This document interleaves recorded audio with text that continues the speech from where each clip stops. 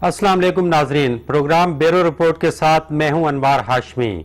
आज के प्रोग्राम में सबसे ज़्यादा काबिल ज़िक्र बात वज़ीर आज़म इमरान खान का दौरा लाहौर है, जबकि दूसरी डेवलपमेंट ये हुई है कि ना सिर्फ वज़ीर आज़म ने चीफ इलेक्शन कमिश्नर और इलेक्शन कमीशन के 2 मेंबरान की तैनाती के लिए नाम पेश कर दिए हैं, और दूसरी तरफ अपोजिशन लीडर शहबाज शरीफ ने भी वज़ीर आज़म को ख़त लिखा है। उसकी कापी स्पीकर कौमी असम्बली और चेयरमैन सेनेट को भी अरसाल कर दी है, जिस पर शेख रशीद अहमद ने लाहौर में मीडिया से गुफ्तगू करते हुए तबसरा किया है कि शुक्र है कि शहबाज शरीफ भी अब वज़ीर आज़म को ख़त लिखने लग गए हैं।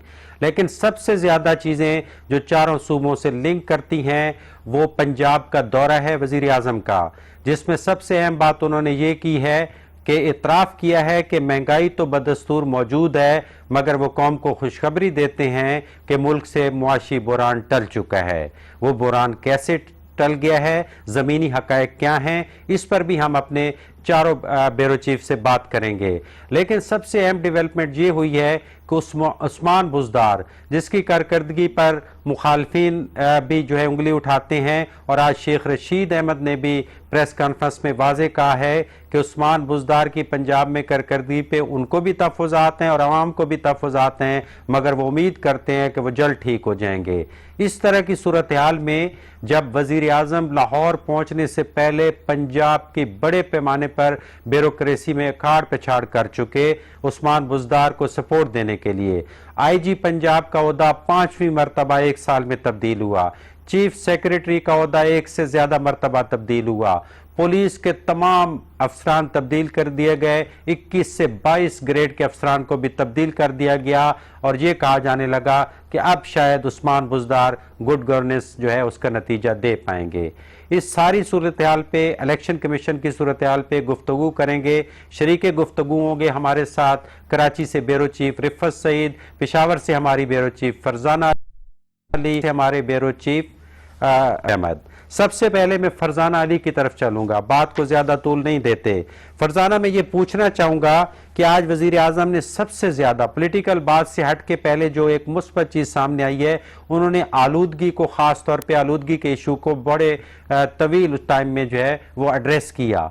आप बताएं कि उन्होंने एक दफा फिर 60,000 कैनाल पर दरख्त लगाने का ऐलान किया सिर्फ लाहौर में।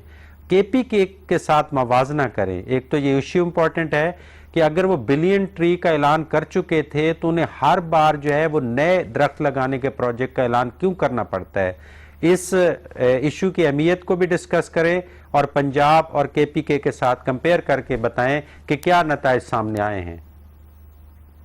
हाशमी साहब, ये जो बिलियन ट्री का मंसूबा है, बुनियादी तौर पर हम सब इसको बहुत अप्रिशिएट करते हैं क्योंकि दरख्त लगाना, पौधे लगाना मेरा ख्याल में अपने आने वाली नस्लों के लिए एक बहुत अच्छा इकदाम है और इससे किसी को इनकार नहीं है।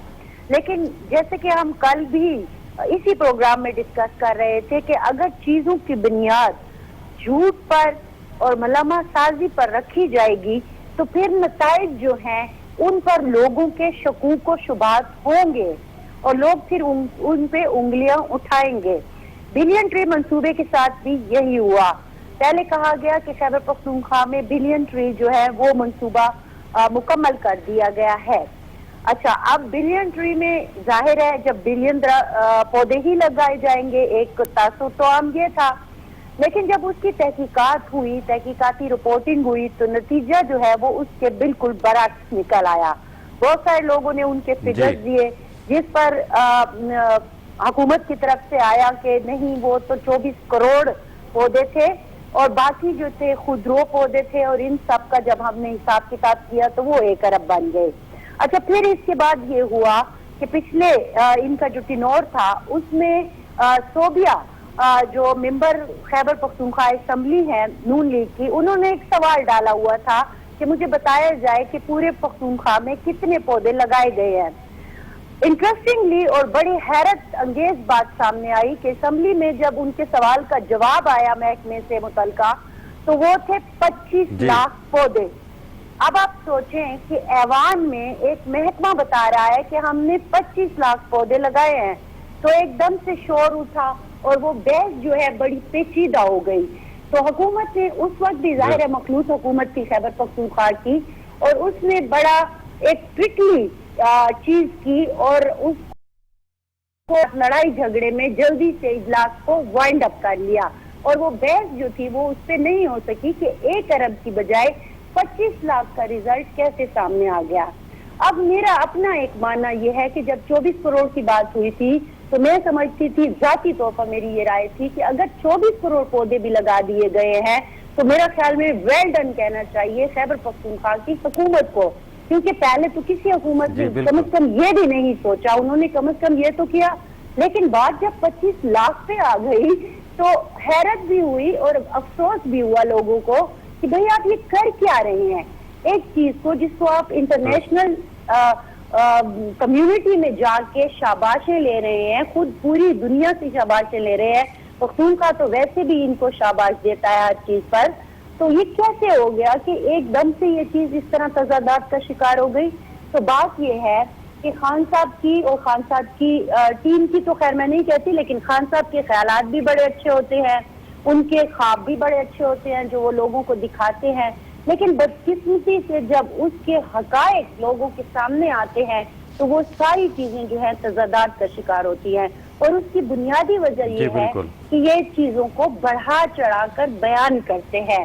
میرا اپنا ایک ہمیشہ ان کے لیے ہم یہ جب مطلب ملتے ہیں تو آف دا ریکارڈ ہم ان سے کہتے بھی ہیں کہ آپ بہت ساری اچھی چیزیں بھی کر رہے ہوتے ہیں جو کہ ان تضادات کی وجہ سے، اس جھوٹ کی وجہ سے، اس ملامہ سازی کی وجہ سے وہ اچھی چیز بھی بری بن جاتی ہے اور پھر لوگ جو ہے اس پر نقائص نکالنا شروع کر دیتے ہیں۔ تو اوورآل جو حقیقت ہے وہ میں نے آپ کو بتا دی کہ یہ صورتحال ہے۔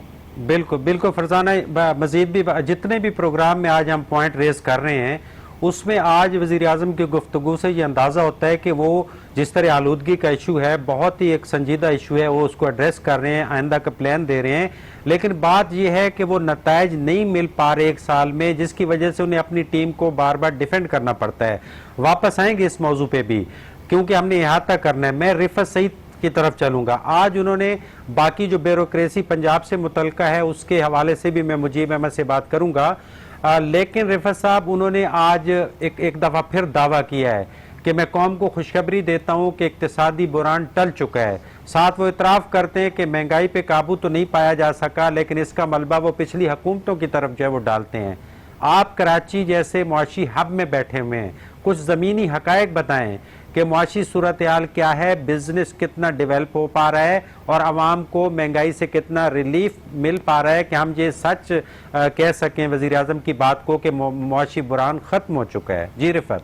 دیکھیں ہاشمی صاحب، پہلی بات تو یہ ہے کہ جو باتیں وزیر اعظم نے کی ہیں وہ ایک روایتی باتیں ہیں، سابقہ حکومت پہ الزام لگانا اور خوشخبری عوام کو سنانا، یہ تمام باتیں روایتی ہیں، اور بات یہ ہے کہ اگر حقیقت میں اگر کوئی فرق پڑ رہا عوام کی زندگی میں تو بالکل ہم یہ بات ضرور کہیں گے اور برملا اس کا اظہار بھی کریں گے۔ اس موضوع کی طرف جو پہلے ایک بات کر رہے تھے آلودگی کے، وزیر اعظم کا بڑا فوکس تھا اپنی پریس کانفرنس میں آلودگی کے خاتمے پہ، اس کا بہت تذکرہ کیا تھا۔ میرے خیال میں اگر بہت اچھا اقدام ہے، عالمی سطح پر بھی اس کو پذیرائی حاصل ہو رہی ہے اور یہ بہت اچھی کوشش ہے اور ہم اس کو اپریشیٹ کرتے ہیں، لیکن اس کے ساتھ ساتھ اگر وزیر اعظم ملک سے سیاسی آلودگی کے خاتمے کی کوشش پہلے کریں تو میرے ان کے تمام منصوبے جو ہے وہ پایہ تکمیل کو پہنچ سکتے ہیں۔ جب تک سیاسی آلودگی ختم نہیں ہوگی، سیاسی مازارائی کھینچا تانی ختم نہیں ہوگی، کوئی منصوبہ کامیاب نہیں ہو سکتا چاہے وہ کتنی ہی کوشش کر لیں۔ لہٰذا اس کے خاتمے کی انہیں کوشش کرنی چاہیے۔ گو کہ دکھانے کے لیے انہوں نے پنجاب کی بیوروکریسی میں بھی تبدیلی کی ہے، لیکن اس سے کوئی فرق نہیں آئے گا کیونکہ ٹیم کا جو کپتان، جو صوبائی کپتان ہے، جس طرح ہمارے یہاں پہلے مراد علی شاہ سے پہلے قائم علی شاہ تھے، انہیں بھی کپتان کا لقب ملا تھا، یہ کپتان، یہ جو بڑے کپتان ہیں انہوں نے وسیم اکرم پلس قرار دیا ہے عثمان بوزدار کو، تو میرے خیال میں یہ ڈیلیور نہیں کر پا رہے ہیں، نہ کوئی ابھی ایک اور کوشش کی گئی ہے بیوروکریسی میں تبدیلی کر کے، لیکن شاید اس کے بعد بھی کوئی فرق نہیں پڑے گا۔ اب آپ نے بات کی تھی کہ کراچی معاشی ہب ہے، کراچی میں کیا، دیکھیں لوگ جو عمران خان کی پالیسیاں ہیں اور اس کو سب نے یہ ووٹ جو انہیں ملے اسے اسی وجہ سے ملے کہ ان کی پالیسیوں کو پذیرائی حاصل ہوئی، انہوں نے وہ باتیں کی جو عوام جس کی توقع کر رہے تھے. لیکن عوام کو اس وقت بھی بہت مایوسی ہوئی جب وزیر اعظم ہر بات جو انہوں نے, اگر ان کے تھوڑی سی آنکھیں کھولنے کے لیے کہ سوشل میڈیا پہ وہ کلپ بار بار آ جاتے ہیں, بعض ٹی وی چینل وہ دکھا بھی دیتے ہیں کہ جب وہ باتیں جو پہلے کیا کرتے تھے اس کا بالکل 180 ڈگری سے مختلف باتیں اب وہ کر رہے ہیں برسر اقتدار آنے کے بعد. لہٰذا ان کے قول اور فعل میں دونوں میں ایک تضاد نظر آتا ہے. اگر وہ اس تضاد کو دور کریں, اپنی ٹیم کو اسٹرینتھن کریں, خاص طور سے اگر میں اس کراچی شہر کی بات کروں, اس صوبے کی بات کروں, تحریک انصاف یہاں انتشار کا شکار ہے, آپس میں دڑے بندی ہے. اگر یہ دڑے بندی دور کر لیں تو اس کے بعد ہی کچھ چیز ڈیلیور ہو سکتی ہے. اس کے بعد کراچی کو کچھ دیں. میں نے کل بھی اس بات کا تذکرہ کیا تھا, زبانی کلامی باتوں سے کچھ نہیں ہوگا, عملی مظاہرہ کرنا ہوگا. ہر معاملے میں گرین لائن کا منصوبہ سامنے کر دیا جاتا ہے کہ وفاقی حکومت نے تحفے میں دیا ہے. تحفے کے ساتھ ساتھ اور بہت ساری چیزوں کی اس شہر کو ضرورت ہے, اس کو فوکس کریں جو انہوں نے وعدے کیے تھے اور جو وعدے انہوں نے ایم کیو ایم کے ساتھ مل کر پورا کرنے کے لیے کیے تھے. نہ ان چیزوں پر ایم کیو ایم آواز اٹھا رہی ہے, نہ ان چیزوں پر تحریک انصاف آواز اٹھا رہی ہے. لوگ مہنگائی کے تلے بوجھ تلے دب کر پس رہے ہیں. اور آپ سفید پوش آدمی سے ذرا پوچھ کے تو دیکھیں کہ وہ زندگی کس طرح بسر کر رہا ہے. ہم باتیں تو بہت کر لیتے ہیں لیکن بے روزگاری, مہنگائی, یہ تمام چیزیں جو ہیں, ان چیزوں نے لوگوں کو نچوڑ کر رکھ دیا ہے. لوگوں کی باتیں سنیں, خودکشی کا رجحان بڑھ رہا ہے, لوگ تنگ آ چکے ہیں. یہ چیزیں دور کرنا ہوگی, ان مسائل کو ایڈریس کرنا ہوگا. جب یہ مدینہ کی ریاست کی طرز پر جو وہ کہتے ہیں اس چیز کو ایڈریس کریں اور خدا را کراچی بھی آ کر بیٹھیں, یہاں کے معاملات کو بھی دیکھیں. اس کو سیاسی جھگڑے کی طرف نہ لے جائیں کہ پیپلز پارٹی کے ساتھ آپ کی ایک جھگڑا ہے. بالکل آپ ٹھیک کہہ رہے ہیں کہ کرپشن ہے یہاں پر, میں اس بات کو کہتا ہوں, لیکن اس کی سزا پورے کراچی کے شہریوں کو نہ دیں.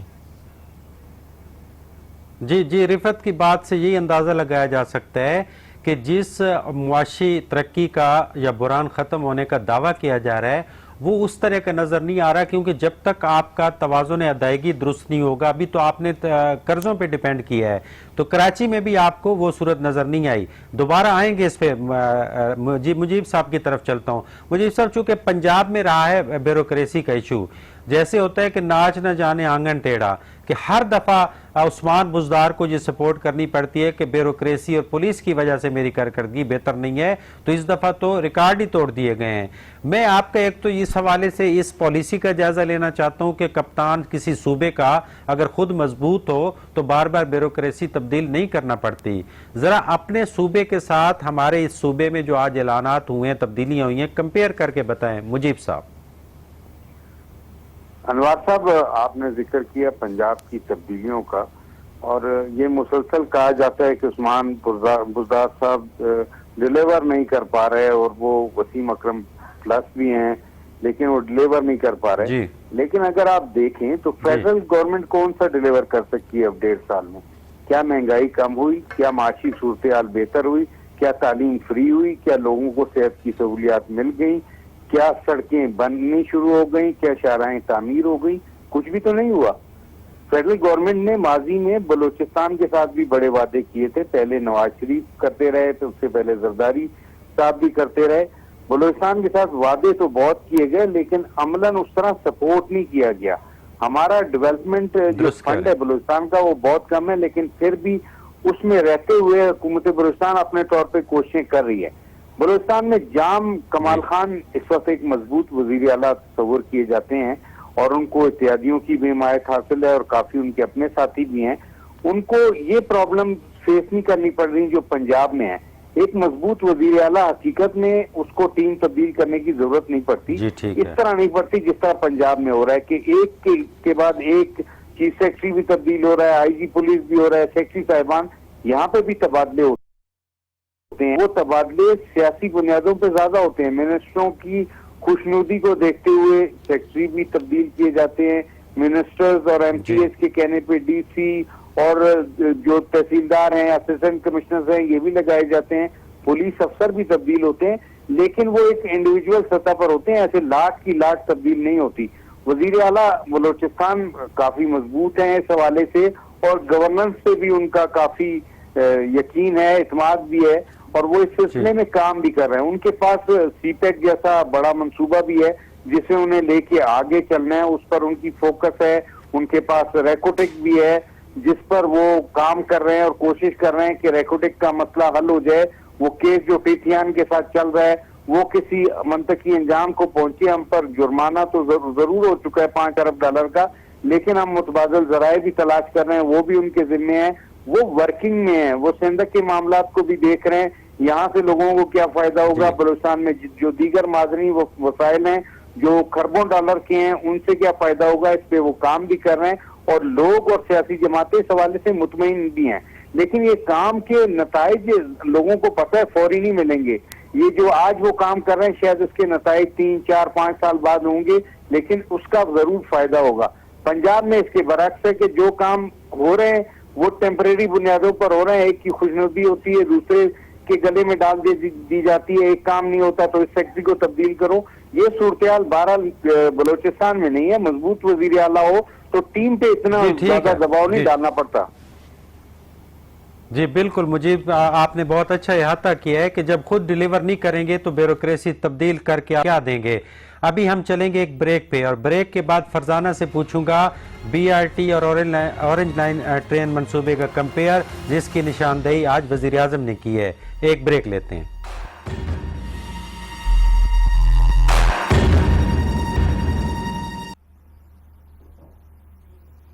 ویلکم بیک ناظرین. وقفے سے پہلے ہم بات کر رہے تھے فرزان علی سے. فرزانہ, آج وزیر اعظم نے ایک بار پھر شہباز شریف کے منصوبے اورنج لائن ٹرین کے بارے میں جب ان سے سوال کیا گیا کہ یہ بہت تاخیر کا شکار ہو چکا ہے, تو سپریم کورٹ نے جنوری میں اس کا آغاز کرنے کا جو ہے ڈیڈ لائن دی ہے.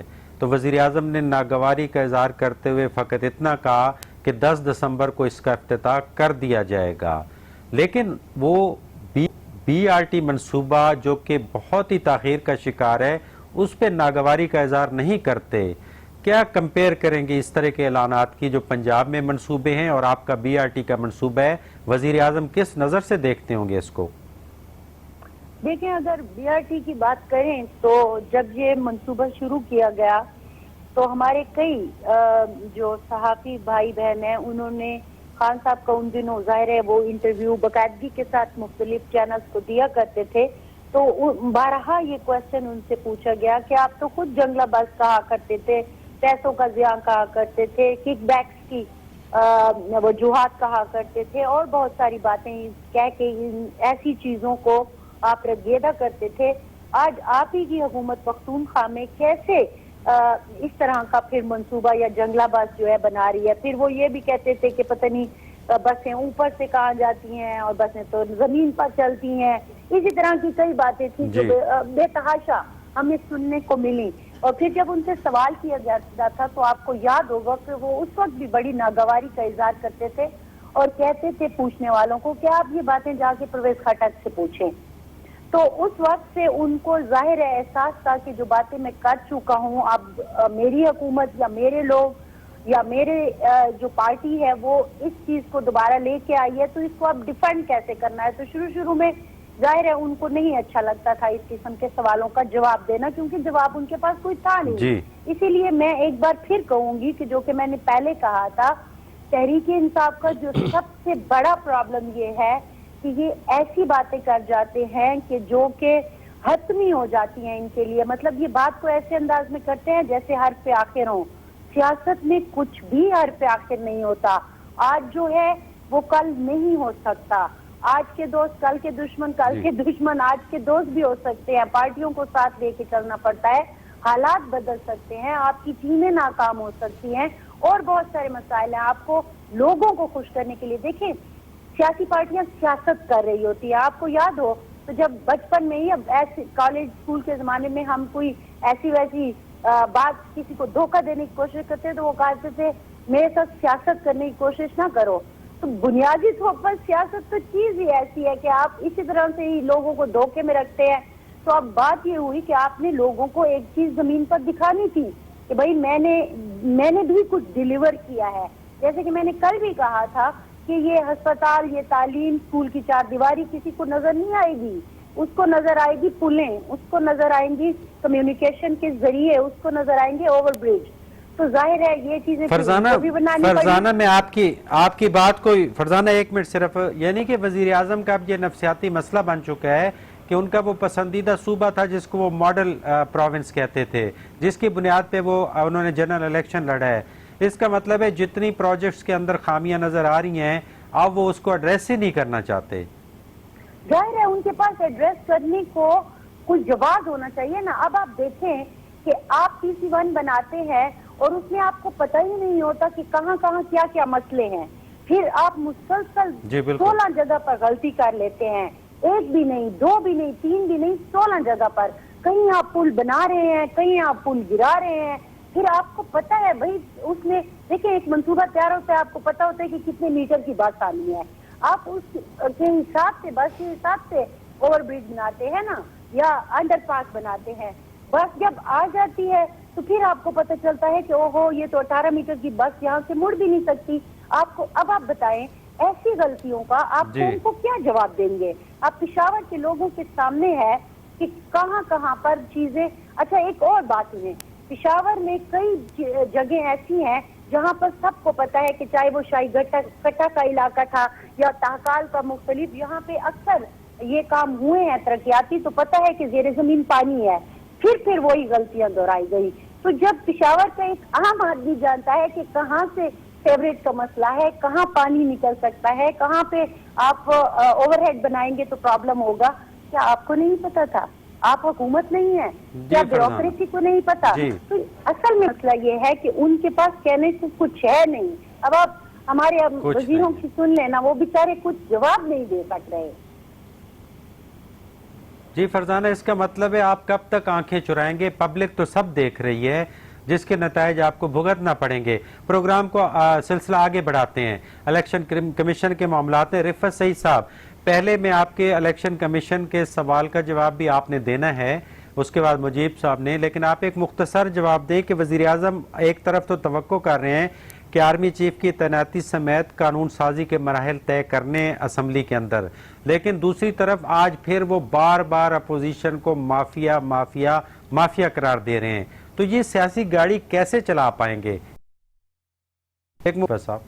دیکھیں یہ معاملہ آگے چلتا ہوا نظر نہیں آتا. آج بھی انہوں نے مولانا فضل الرحمان کے حوالے سے جو لب و لہجہ اختیار کیا وہ تو مفاہمت والا بالکل نہیں ہے. اور میرے خیال میں الیکشن کمیشن میں جو تبدیلی سے وہ جو گریزاں ہیں اور جو پورے معاملات پہ تحفظات آ رہے ہیں اور حزب اختلاف کے بھی آ رہے ہیں، اس میں فورن فنڈنگ کا ان کا کیس ہے. اگر نیا سیٹ اپ آیا، نئے لوگ آئے تو وہ کیس کھل سکتا ہے. لہٰذا وزیر اعظم بھی نہیں چاہیں گے اور تحریک انصاف بھی نہیں چاہے گی کہ وہاں تبدیلی کوئی آئے، لیکن لب و لہجہ ان کا اور ان کی ٹیم کا مفاہمانہ نہیں ہے. باقاعدہ جو ہے جسے کہہ سکتے ہیں کہ سخت جملوں کا تبادلہ کر رہے ہیں. تو آنے والے دنوں میں جب دوبارہ معاملہ اسمبلی میں آئے گا چیف آف آرمی اسٹاف کے حوالے سے، گو کہ یہ سب کا معاملہ سانجھا ہے اور یہ اس میں میرے خیال میں جماعتیں اس طریقے سے رزسٹ نہیں کریں گی اور اس خوش اسلوبی سے ہو جانا چاہیے. لیکن مفاہمت ہوتی ہوئی تحریک انصاف سے کہیں نظر نہیں آتی آنے والے دنوں میں، اور یہ ماہزارائی اور بڑھے گی. جی رفعت، آپ ہی مجھے بتائیں، پھر اس کے بعد میں مجیب کی طرف چلتا ہوں، کہ آج شہباز شریف نے بطور اپوزیشن لیڈر خط لکھ دیا ہے اور نام پیش کر رہے ہیں. آپ کے صوبے کے ممبر ایک جو ہے وہ الیکشن کمیشن کا منتخب ہونا اور ایک بلوچستان سے، کچھ نام آپ نے بھی دیکھے ہوں گے. شہباز شریف نے خط لکھ دیا، وزیر اعظم نے بھی نام دے دیے ہیں.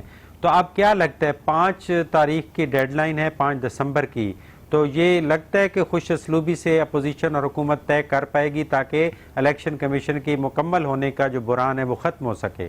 رفعت دیکھیں خوش اسلوب نظر نہیں آ رہا. جیسا میں نے آپ سے پہلے بھی کہا کہ وزیر اعظم کا جو رویہ تھا، وزیر اعظم نے جس طرح کے جملے حزب اختلاف کے لیے استعمال کیے، گو کہ شہباز شریف نے خط لکھا ہے وزیر اعظم کو، انہوں نے اسپیکر قومی اسمبلی کو بھی خط لکھا ہے، لیکن تمام لوگ آپ بالکل ایک پالیسی واضح طور سے نظر آ رہی ہے کہ مفاہمت نہیں چاہتی تحریک انصاف، اور وزیر اعظم کے لب و لہجے میں بھی یہی بات ہے. اور میں نے آپ سے پہلے بھی کہا کہ جو فورن فنڈنگ کا کیس ہے وہ ایک سب سے بڑی رکاوٹ ہے، کہ اگر یہ پورا ایک سیٹ اپ بن جاتا ہے تو اس کی تحقیقات انکوائری آگے بڑھ سکتی ہے اور کہیں آ کر تحریک انصاف کو تنگ کرے گی، معاملہ ان کے لیے اچھا نہیں ہوگا. تو لہٰذا جس کی وجہ سے وہ نہیں چاہیں گے کہ اس موقع پہ کوئی وہاں تبدیلی آئے یا کوئی ایسی بات ہو، لہٰذا یہ معاملہ پھر ٹسل کی طرف جائے گا. گو کہ حزب اختلاف کی جماعتیں اس کو ایک لے کر چلنا چاہتی ہیں. خط لکھنے کا مطلب بھی مفاہمت ہے, اور شہباز شریف ویسے بھی آپ کو پتا ہے ٹکراؤ کرنے والے آدمی نہیں ہیں, لیکن وزیر اعظم اس موڈ میں نظر آ رہے ہیں. جی مجیب صاحب آپ بھی بتائیں, آپ نے بھی جائزہ لیا ہوگا, شہباز شریف نے بھی خط لکھا ہے, نام پیش کیے ہیں بلوچستان کے لوگوں کے بھی اور سندھ کے لوگوں کے بھی, وزیر اعظم نے بھی ممبران کے نام پیش کر دیے ہیں. ایک تو آپ جائزہ لیں اس ساری صورتحال کا, دوسرا یہ بتائیں کہ یہ ساری چیزیں بھی حکومت نے اپوزیشن کے ساتھ مل کے طے کرنی ہے, قانون سازی بھی کرنی ہے, اور محاذ آرائی بھی حکومت ختم کرنے کو تیار نظر نہیں آتی. جی مجیب. جی انوار صاحب, وزیر اعظم نے بلوچستان سے 3 نام لیے الیکشن کمیشن کے ممبر کے لیے, جس میں ایک ڈاکٹر فیض کاکڑ, ایک نوید جان بلوچ اور ایک امان اللہ بلوچ شامل ہیں. جبکہ شہباز شریف نے جو 3 نام دیے ہیں اس میں رائلہ درانی, رؤف عطا اور شاہ محمود جتوئی شامل ہیں. اگر آپ ان ناموں پہ غور کریں تو وزیر اعظم نے جو نام دیے ہیں 3, ان میں سے 2 ایسے ہیں جو ان کی قربت رکھتے ہیں تحریک انصاف کی یا ان کے اتحادی بلوچستان نیشنل پارٹی مینگل کے قربت میں ہیں. تو ایک نام ایسا ہے جو پیور غیر جانبدار ہیں, اور وہ ایک وکیل ہیں اور وہ ان کا کوئی سیاسی وابستگی بظاہر نہیں ہے, تو ایک غیر جانبدار نام ان کی طرف سے آیا ہے. جبکہ شہباز شریف نے جو 3 نام دیے ہیں ان میں ایک رائلہ درانی سابق اسپیکر بلوچستان اسمبلی ہیں جو مسلم لیگ نون کی سرگرم رکن رہی ہیں, رؤف عطا ایڈوکیٹ ہیں جو جمعیت علماء اسلام سے تعلق رکھتے ہیں اور کافی سرگرم کارکن ہیں, جبکہ شاہ محمود جتوئی ایک ایسی شخصیت ہیں جن کو غیر جانبدار تصور کیا جا سکتا ہے. تو توقع یہ کی جا رہی ہے کہ شاید بلوچستان کی حد تک کسی ایک غیر جانبدار نام پر اتفاق ہو جائے, لیکن جو ٹسل شروع ہے وزیر اعظم کی جانب سے اس سے یہ نہیں لگتا کہ معاملات کچھ سدھر سکیں گے, کیونکہ وہ اگر چاہتے ہی نہیں شہباز شریف کے ساتھ بیٹھنا اور ان کے ساتھ کوئی نیگوشیٹ کرنا تو پھر معاملات کیسے بڑھیں گے آگے. یہ ایک سارا سیاست مذاکرات کا کھیل ہے, اور مذاکرات سے وزیر اعظم اور تحریک انصاف دور بھاگتی ہے. وہ ایک انتہائی موقف لے کے چلتے ہیں اور اس پہ پھر وہ کھڑے رہتے ہیں, اس کے بعد انہیں 10 دفعہ بھی یو ٹرن لینا پڑے وہ لے لیں گے, لیکن اس جگہ پہ وہ اڑے رہیں گے. اس وقت ملک کا مفاد یہ ہے کہ باہمی افہام و تفہیم کے ساتھ معاملات کو آگے بڑھایا جائے, الیکشن کمیشن کے ممبر اتفاق کے رائے سے آئے جائیں تو آگے پھر انتخابی اصلاحات کے عمل میں بھی کافی ریلیف ملے گا اور دوسرے معاملات بھی حل ہوں گے. لیکن اگر اس طرح محاذ آرائی کی جاتی رہی اور اس معاملے کو لٹکایا گیا تو پھر یہ 5 دسمبر کے بعد پھر یہ معاملہ جائے گا کورٹس کی طرف, اور پھر کوئی ایک نیا ممبر آئے گا, پھر کورٹس پہ پھر مختلف قسم کی آوازیں کسی جانے لگیں گی. جیسے ماضی میں ہم نے دیکھا ہے کہ پھر کورٹ کو بھی غیر جانبدار نہیں رہنے دیا جاتا, ان پہ الزامات لگائے جاتے ہیں. تو کوشش یہ کرنی چاہیے کہ جو معاملہ سیاسی نوعیت کا ہے اسے سیاسی طریقے سے سیاسی بات چیت کے ذریعے حل کر لیا جائے. جی بالکل, سیاسی معاملات کو سیاسی طریقے سے حل کیا جائے, اور یقیناً اپوزیشن کو ساتھ لیے بغیر یہ نہیں ہو سکتا. ان کے اتحادی بھی یہ مشورہ دے چکے ہیں. اتحادیوں کی بات ہوئی ہے تو فرزانہ علی کے پاس جانے سے پہلے میں بتا دوں کہ اب واقفان حال تو یہ کہتے ہیں کہ پنجاب میں جتنی بڑی اکھاڑ پچھاڑ ہوئی ہے اس میں اتحادیوں نے بھی اپنے کام نکلوائے ہیں. کہیں پہ کوئی پولیس افسر تبدیل کروایا ہے تو کہیں پہ بیوروکریسی تبدیل کروائی ہے. تب بھی اتنے بڑے پیمانے پہ اکھاڑ پچھاڑ ہوئی ہے جس کو ہم ایڈ ہاک فیصلے کہتے ہیں, اور ایڈ ہاک فیصلے جو ہے وہ اتنے پائیدار نہیں ہوا کرتے کہ ہر دفعہ عثمان بزدار کی حکومت کو یہ عارضی سہارا دینا پڑے. فرزانہ, آج وزیر اعظم نے ایک سوال کو تھوڑا سا جو ہے وہ بڑے لائٹر انداز میں آگے لے کے گئے, تنقید سے محتاط کی. نواز شریف کی بیماری کے بارے میں سوال ہوا تو انہوں نے فقط اتنا کہا کہ جو رپورٹیں آئی ہیں وہ آئی تھیں, بہرحال ہر ہفتے 2 ہفتے بعد ان کی رپورٹ کا جائزہ لیا جائے گا. نواز کے بارے میں کچھ ان کا جو رویہ ہے وہ تبدیل ہوا ہے, تو کیسا دیکھتی ہیں آپ کہ کوئی سیاسی اس کی طرف جا رہے ہیں, مثبت پیش رفت کی طرف عمران خان جانا چاہ رہے ہیں؟ جو آپ نام لے رہے ہیں اور پھر کہہ رہے ہیں مثبت پیش رفت, تو پھر یہ تو پھر NRO ہی ہوگا, اور اس کے علاوہ تو پاکستان میں کوئی مثبت پیش رفت کم از کم اس حکومت میں ہمیں ان کے رویوں میں بھی نظر نہیں آتی. تو وہ جو ایک خدشہ ہمیشہ رہتا ہے کہ بیہائنڈ دا سین یا بیہائنڈ دا کرٹن شاید کچھ چیزیں جو ہیں وہ طے ہوئی ہیں اور اسی کے تناظر میں یہ معاملات آگے بڑھ رہے ہیں. تو کہا جا سکتا ہے کہ شاید ایسا ہو کہ انہوں نے اپنے آپ کو تھوڑا سا کنٹرول کر لیا۔ دوسری ایک وجہ یہ بھی ہو سکتی ہے کہ پچھلے دنوں آپ نے دیکھا کہ جس طرح سے انہوں نے بات کی تو اس کے اوپر بہت سخت قسم کی ایک تنقید بھی سامنے آئی ہے اور کچھ حلقوں سے اس پر بہت زیادہ اعتراض بھی کیے گئے ہیں۔ آپ اکثر دیکھتے ہوں گے کہ ٹی وی اسکرین پر کچھ مبصرین ایسے بیٹھے ہوتے ہیں کہ جو بظاہر تو مبصرین نہیں ہوتے، اس کو ہم پیراشوٹر ہی کہتے ہیں، ان کے جب آپ بیانات سنتے ہیں تو آپ کو پتہ چلتا ہے کہ معاملات کہاں سے کہلوائے جا رہے ہیں۔ تو وہ لگ یہ رہا تھا کہ اعتراض کیا جا رہا تھا کہ اتنا اسٹرانگ چیزیں اس طرح سے یوں نہیں کہنی چاہیے اور وزیر اعظم کے عہدے کو یہ زیب بھی نہیں دیتا۔ تو ہو سکتا ہے کہ یہ دونوں چیزیں مل کر یا ان میں سے کوئی ایک چیز اس آج کے نرم لہجے کی وجہ بنی ہو۔ لیکن بہرحال پاکستان کی جو تاریخ ہے آپ مجھ سے زیادہ جانتے ہیں، آپ تینوں ساتھی مجھ سے بہت بہتر جانتے ہیں، آپ تو خود کئی کتابوں کے مصنف بھی ہیں اور بہت چیزوں کو بہت کلوزلی آپ نے آبزرو کیا ہے۔ پاکستان میں حکومت جو ہے وہ کوئی کسی ٹریک پر چلنا نہیں ہے، یہ کچھ اور اس کی ڈیمانڈ ہوتی ہیں اور کچھ اور معلومات تو فرزانہ آپ کو بھی کم نہیں ہے، آپ بھی بڑی ویل انفارم ہیں۔ لیکن بہرحال میں تجربے کی بات کر رہی ہوں تو آپ حاجی صاحب کا جو تجربہ ہے ان کو پتہ ہے، ان کا تو وسیع تجربہ ہے۔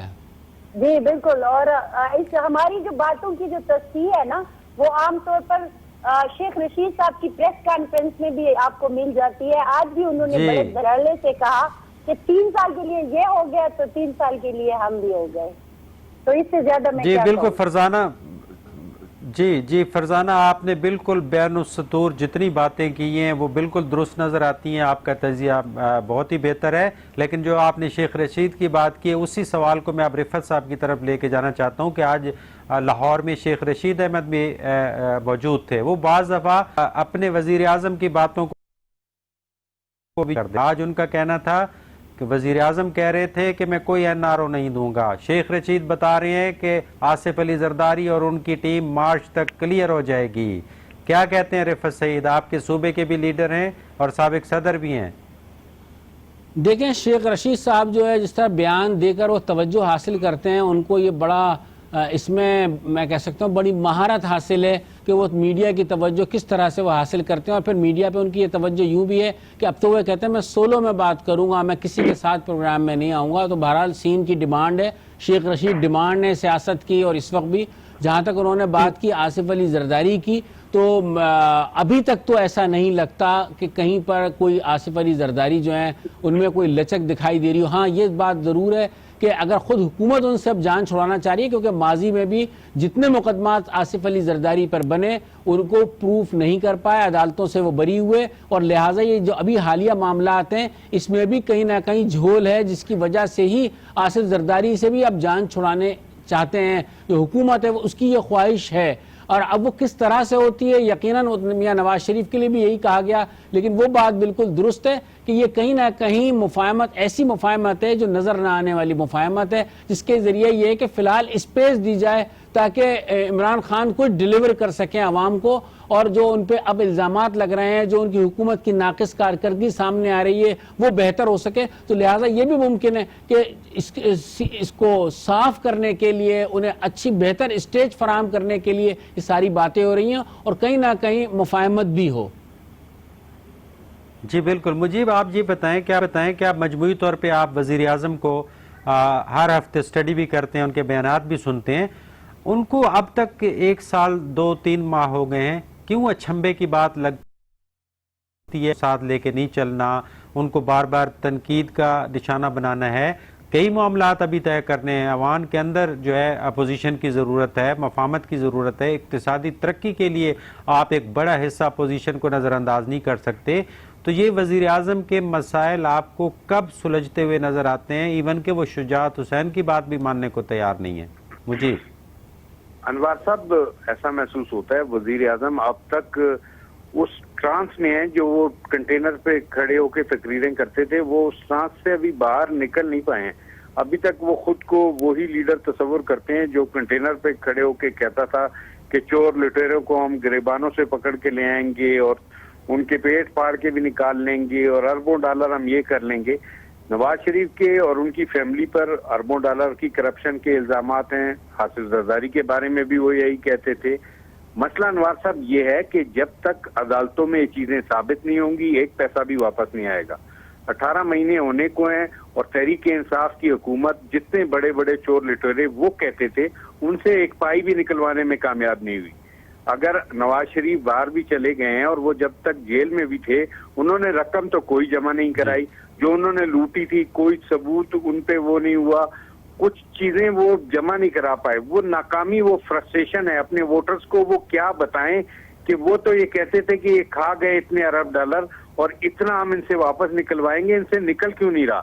اگر عدالتوں میں چیزیں ثابت ہو چکی ہوتی اور ان کو واقعی ان کی جائیدادیں ان کی ساری چیزیں نیلام کر کے وصولی کر لی جاتی تو شاید وزیر اعظم کو ریلیف مل جاتا. اب وہ اپنے ووٹرز کو کیا جواب دیں جن کو وہ یہ کہتے تھے کہ یہ چور ہیں, یہ لٹیرے ہیں. اب وہ چور اور لٹیرے علاج کے لیے باہر بھی جا رہے ہیں, باہر بھی نکل جائیں گے اور پھر وہ کہتے ہیں کہ میں این آر او بھی نہیں دوں گا. این آر او وہ دے بھی نہیں سکتے اور وہ دیں گے بھی نہیں. مسئلہ یہ ہے کہ عدالتوں سے اگر کوئی کلیئر ہو جاتا ہے آصف زرداری کی پہ کرپشن ثابت نہیں ہوتی تو انہوں نے تو ضمانت پہ نکل ہی آنا ہے. تو اس چیزوں کو دیکھنا چاہیے وزیر اعظم کو کہ مفاہمت ہی ضروری ہے. سیاست میں کوئی چیز حرف آخر نہیں ہوتی. آپ جو شروع سے لے کے چل رہے تھے کہ جی ان سے بات نہیں کرنی, ان کے ساتھ نہیں چلنا, تو اب تو چیزیں نہیں ہو رہی نا اس طرح. ان کو ساتھ لیے بغیر, اپوزیشن کو ساتھ لیے بغیر اس ملک کو چلانا ممکن نہیں ہے.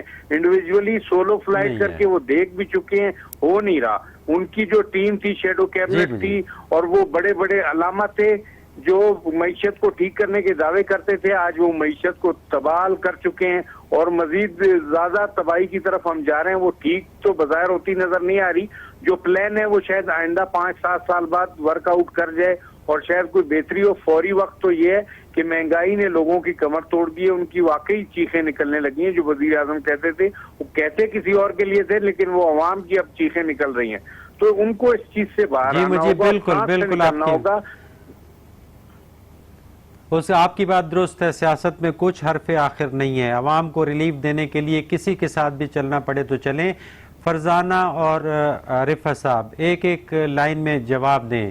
وزیر اعظم کہا کرتے تھے کہ آصف زرداری سندھ کے لیڈر ہیں اور نواز شریف پنجاب کے لیڈر ہیں.